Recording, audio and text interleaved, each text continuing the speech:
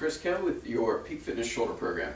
So our shoulder program consists of basically 3 activities that are going to sort of untie your shoulders, untie the tightness that exists in your shoulders, and then help to activate the right muscles around them to stabilize everything and get things moving nicely. So with that said, our first step is foam rolling. Okay, this is basically self-massage.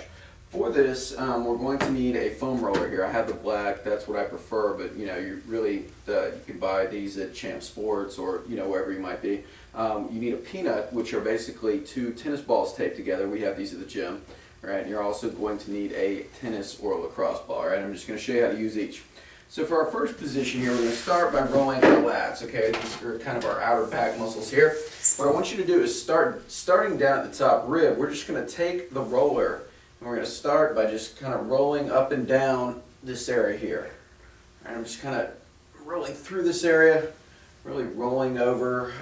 You'll find 1 or 2 spots. I'm starting maybe at the top of my rib, rolling over this big rib piece here. And then you'll find 1 big piece of muscle that really hurts, all right? Wherever you feel pain or tension, I want you to kind of really focus in on that spot. What you can also do is kind of rotate back and forth to really dig into the areas that are tight in particular.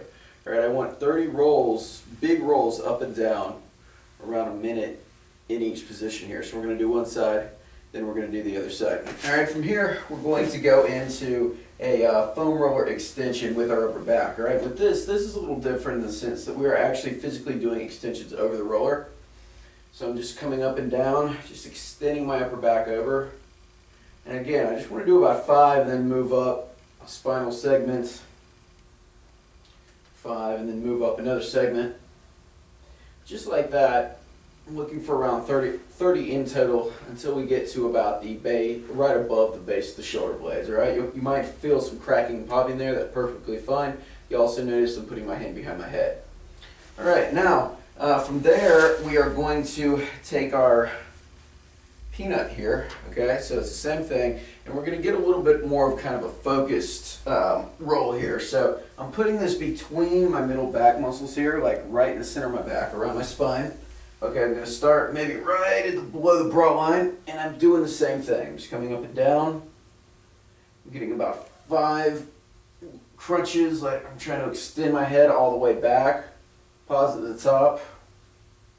Coming back, and again, I'm moving slowly and with control. I'm not actually doing crunches here, but I'm tightening my arms, releasing, taking deep breaths, moving up just a little bit more. I'm trying to do this for each individual spinal segment, so really just focus in. If you feel kind of one spot in particular that really feels tight or knotted up or hurts, you want to concentrate there. That's your area of focus. So once again, I'm looking for 30 total crunches there. We're moving up from the base of the right below the brow line all the way up to the neck here.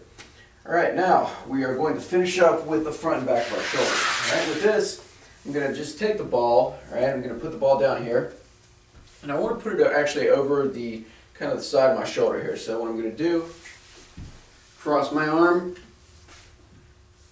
get down here like this.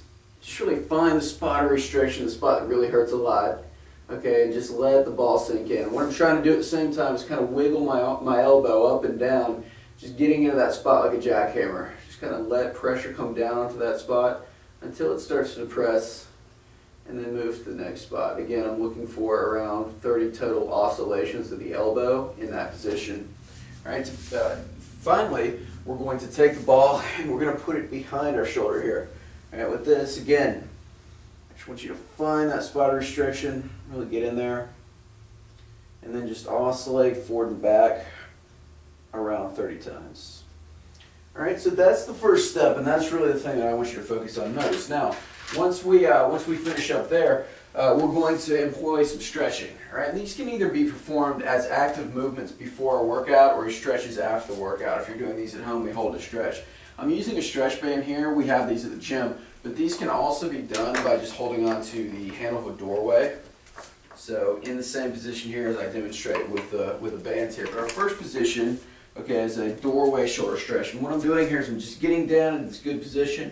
And I'm just trying to oscillate my shoulder. What I'm doing is I'm contracting my muscles and I'm relaxing. I just want to kind of make big circles, contract for about 5 seconds, then release, maybe back up a little bit, kind of let it pull me a little bit more. You should almost feel like this is pulling my shoulder out of the joint here. And again, I'm just either holding for 60 to 90 seconds, or I'm just making around 15 to 20 big circles in one direction, 15 to 20 big circles in the other. So our next position here is a doorway scap stretch. And with this, I'm actually twisting away, I'm turning away from the doorway here, and I'm really feeling a good stretch all along the posterior shoulder here. And again, in my outer back also. So again, you can make this kind of an active movement by turning this way, twisting. Again, contracting my muscles, relaxing on each side. My next one is going to be what we call just a turnaway bicep pose. It's going to stretch out the biceps, some chest. So again, I'm just going to twist this way, kind of turn away from it, feel a good stretch all along here. Again, I'm holding for 60, 90 seconds, or I can turn away, come back. Again, contract your bicep, contract your pec here, relax, come back, just like that. We're going to finish up with a wall tricep stretch, right? With a wall tricep stretch, what I'm going to do is just literally come onto a wall here, pull my hand behind my head like this, and just kind of lean in. It's kind of like a, you know, a pose you might see in a magazine or something here, but I'm just pulling behind my head, just kind of using the wall to create a little bit of pressure. So we've got 30 to 90 seconds in that position. That's one that you want to hold statically, you know, and that's definitely one that we want to do after a workout. All right, now from there we have our last series of movements here, and these are our activation drills. Okay, these can either be done as a training exercise when you're performing this as your mobility routine during the week, or just to kind of activate the right muscles. The first exercise is just a simple plank. And with the plank, what I want to do, squeeze my shoulder blades together. This is very important as well. Tuck my elbows in. Okay, I see a lot of people doing planks where the elbows are all out like that. Causes us to shrug our shoulders. So I want you to really think about tucking the elbows in, really feeling your back muscles contract, really tightening my abs before I do anything, and then just coming up into this plank position. And again, I'm attempting to hold for a total of 60 seconds. You can break it up into maybe 10-second holds where you come down, relax for a second, come back up. I'm squeezing my butt cheeks and tightening my abs, and I'm trying to squeeze my shoulder blades together. You should feel that in your core versus anywhere else.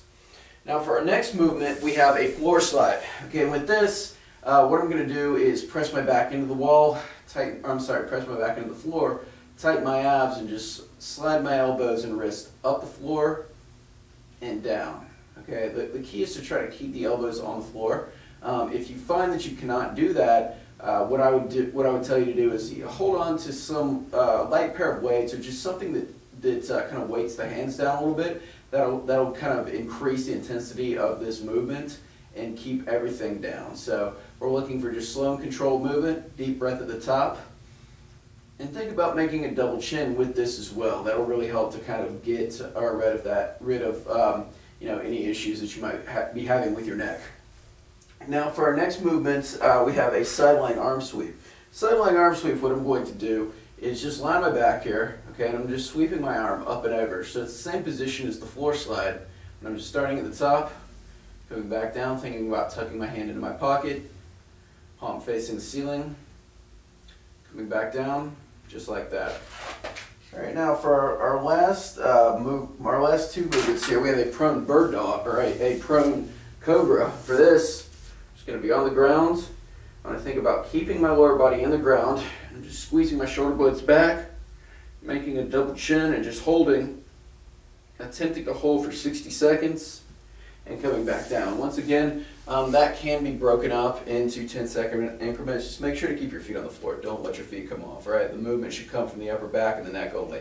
Now for our last movement, we just have a full bird dog here. And this is kind of like the plank position in the sense that we're in the same basic position. I want to tuck my elbows in, get my abs tight. Just extend my legs slightly forward, bring my other hand forward. I'm just holding for 60 seconds. Really the key here is that I don't bring my leg or arm too far up and cause my back to arch. Okay, so with that said, those can either be performed for about 15 seconds before your workout just to get your muscles working, or afterwards, you know, as your corrective routine for 60 seconds in total. All right, so that's your demonstrations. Any questions? Just ask your trainer.